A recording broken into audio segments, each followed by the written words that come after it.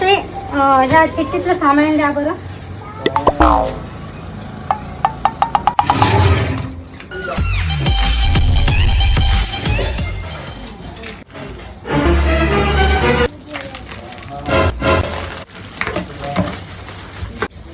हे घ्या ताई. किती झाले ते पैसे? 300 रुपये झाले ताई तुमचे. आम्ही आत्ताच 500 रुपये आणले ना. 500 रुपये कुठे पडले गड्या? ओ ते ह्या सामानाचे पैसे उद्या दिले तर चालन का?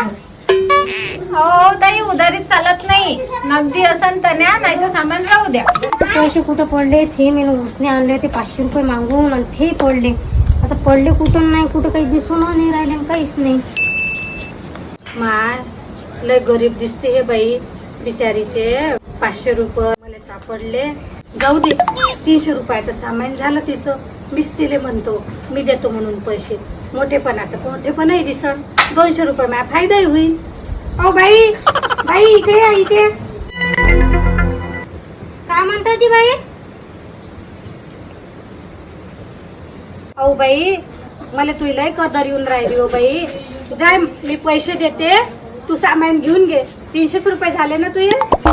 300 रुपयाचं सामान झालं. तेवढं जर घेतलं ना तर लय उपकार हो ना बाई तुमचे. जाय घेऊन घेऊ बाई. पोरी, मी पैसे देते त्या बाईचे. 300 रुपये झाले ना. मला एक बिस्किटचा पुडा दे बरं. तिला सामान देऊन दे तिचं. जाऊ दे बिचारीले. बाई तुझे सामान. माय धन्यवाद हो बाई, लय लय उपकार होईल तुमचे.